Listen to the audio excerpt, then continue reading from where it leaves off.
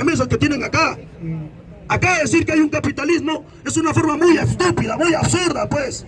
No hay un verdadero capitalismo, carajo. Acá tenemos un mercantilismo de un conjunto de familias mediocres, patéticas, que te hacen creer bajo el cuco del comunismo de que nosotros estamos en crisis. ¿Cuándo miércoles ha habido comunismo en el Perú? ¿Cuándo hay comunismo en el mundo? No existe, pues. Hay que ser reverendamente idiota para creer que las familias más pobres del Perú salen en marcha desde la Plaza del Olivar, desde San Isidro. ¡Oh, qué pobres! ¡Qué pobres! ¿De cuándo acá el proletariado vive en San Borja, en Monterrico, en San Isidro? ¿De cuándo acá el proletariado te sale con camionetas 4x4 del año? ¿De cuándo acá el proletariado, carajo, vive en Miami? Esas basuras del 85 al 90 se ganaron de este país. La miseria que hemos vivido acá ha sido en el gobierno del malnacido de Alan García, de ese maldito desgraciado. El peor gobierno que hemos tenido ha sido del 85 al 90, donde nosotros pasábamos hambre y miseria, y a punta de balas teníamos que sobrevivir acá, carajo, porque teníamos que estar sobreviviendo el terrorismo del Sendero Luminoso, del MRTA, los asesinatos del ejército, de la policía, y por encima el hambre y la miseria y el desabastecimiento que teníamos acá. Las ollas comunes, los vasos de leche, la cantidad de estudiantes que tenían que dejar los colegios para poder comer. Si hay gran cantidad de peruanos en el mundo es porque se iban de este país porque era insostenible, carajo. Y ese es el gobierno que hemos tenido. Y hay que ser reverendamente idiota para creerle la palabra a la hija parásita, idiota y bestia de ese miserable de Alan García Pérez. Esa es la realidad, pues, compañero. Hay que decirlo acá directamente. Si al peruano le dicen que somos cobardes, que somos gallinas, es la forma más idiota, compañeros. El peruano debe tener dignidad y conciencia. Hemos tenido gobiernos de ladrones, de corruptos. Creo que somos uno de los pocos países donde nuestros presidentes terminan en la cárcel, carajo. ¿Y por qué terminan en la cárcel? ¿Por inocentes? ¿Por sanos? ¿Por impolutos? ¿Es que acaso ellos son ángel caído del cielo? Si Alberto Fujimori está en la cárcel, ¿por qué está? Por ladrón, por corrupto, por miserable. Por renunciar, sí. Si Keiko habla de renuncia, primer gran ejemplo. Tu padre, miserable, Minpao con patas, fue renunciante a través de fax, de la forma más cobarde. Por eso un fujimorista no tiene alma, pues carajo. Cuando un fujirrata viene y te habla de corrupción, es como que una prostituta te habla de virginidad. Así es, carajo. Los fujimoristas no tienen dignidad. No se puede conversar con esas ratas miserables. Esos son el peor cáncer para la patria. Creerle a un fujirrata y a un escondido de fujirrata, a uno que recibe plata. ¿El negro Turri está acá? ¿Cuánto le pagan? Ese miserable, pues. Aquí hay que decir la verdad, compañeros. Aquí la gente que verdaderamente lucha solo tiene dos caminos. O se hace cambio o no hace nada. O estamos con el cambio o estamos en contra de él. Y la pregunta es, ¿quiénes están en contra del cambio? Y no de palabra, en sus hechos. ¿Quiénes están en contra del cambio? Están ahí, en el Congreso de la República. Ahí están, la gran mayoría, hay que decirlo, a pesar que hay ciertas excepciones que son rescatables, pero la gran mayoría. Estos miserables, con Patricia Juárez es la hija putativa de Castañeda Alonso. Castañeda Alonso ha robado al país. Un puente de miércoles que se ha caído solo y que te dice que no se cayó, se desplomó. Maldita sea, tenemos un puente hecho desde la época colonial, que está al costado, pues, del Palacio de Gobierno, que ha aguantado, pues, Puente Balta, que ha aguantado fenómenos del Niños, ha aguantado gran cantidad de deslizamientos y está bien parado ahí. Y su porquería de puente que lo ha hecho con la corrupción de Odebrecht no te ha durado ni 5 años. Ah, pero se va esa rata. Y no hay que juzgarle, porque pobrecito estaba enfermo, el alcalde de Lima.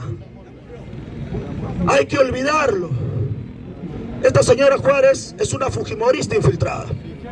Y esta señora Juárez se ha basado en dos miserables fujirratas también que no quieren el cambio. Lourdes Flores Nano y Antero Flores Arauz. Dos ratas que son los asesores ahora teóricos del cambio constitucional.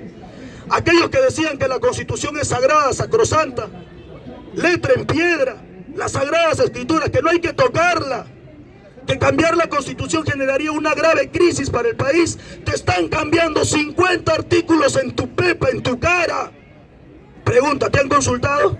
No. ¿Te han llamado a referéndum? No. Ahí tiene su asamblea constituyente. Esto es una asamblea constituyente, pero es una asamblea constituyente de derecha, de miserables, fujirrata, de fujimoristas, sin consulta, con la mayoría de analfabetos funcionales que tenemos ahí, porque hay que decirlo, son bestias, pues. Que alguien venga y me diga que Patricia Chirinos es inteligente. Si ella es inteligente, yo soy físico nuclear, carajo. Esa es una bestia, bruta, idiota. Pero en esos cambios, ¿qué te están poniendo? Te lo explico con sencillito, como con manzanitas para imbéciles, ¿ya? Primer punto. Va a haber bicameralidad. ¿Qué quiere decir? Según ellos, que ya no vamos a tener solo congresistas, sino vamos a tener diputados y senadores. Los 130 bestias que tenemos serán diputados, más otros 60 bestias que serán senadores. O sea, vamos a tener 190 zánganos, parásitos, coacervados, unineuronales, protozoos, que vamos a tener que mantenerlos. Segundo punto, estos señores podrán reelegirse. Los diputados pueden reelegirse una vez y luego pueden postular los diputados a ser senadores. Y luego de ser senador puede volver a diputados. Y ahí nomás por lo menos pasarán 4 veces 20 años.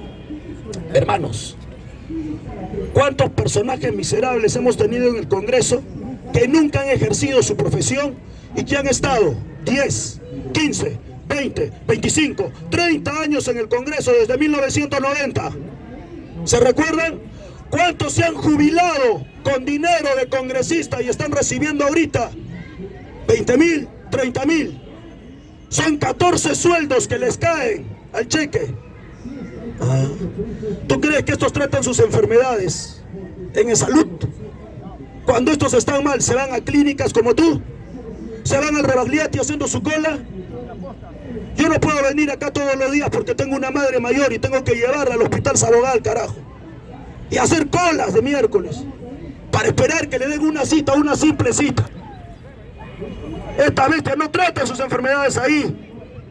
Alan García se va a clínicas privadas. Cuando la rata japonesa de Alberto Fujimori se enferma, ¿a dónde va? ¿Al Rebagliati? ¿Al hospital del empleado?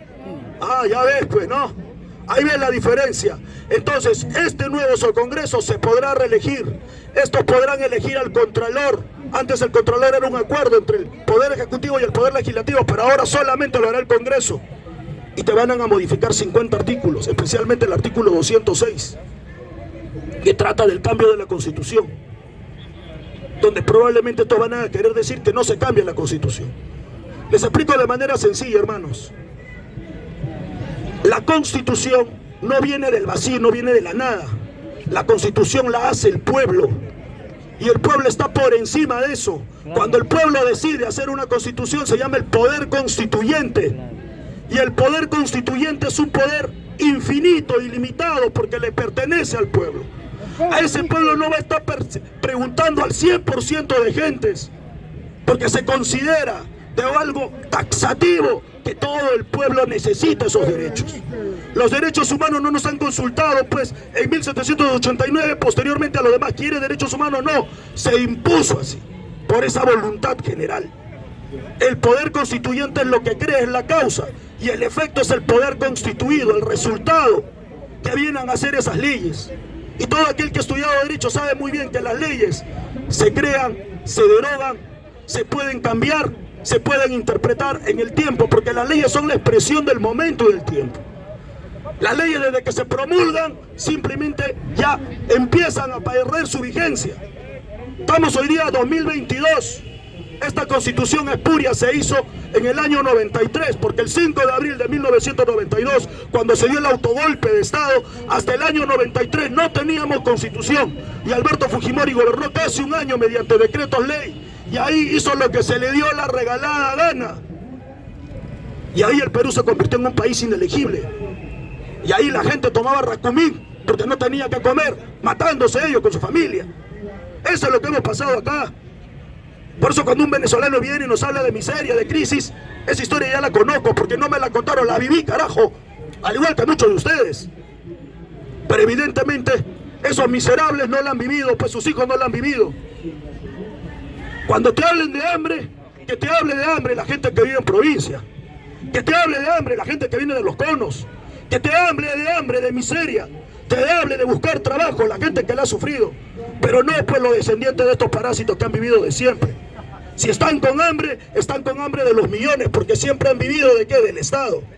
Están con hambre ¿de qué? De que sus empresas ya no tienen contrataciones con el Estado. La prensa basura está con hambre porque el Estado durante casi un año, ni siquiera Castillo llega todavía un año de gobierno, no le ha soltado ni un sol, no le ha dado su mermelada. Y ahí están dolidos. ¿Por qué creen que se está fusionando Canal N con Canal 4? ¿Por qué se fusiona?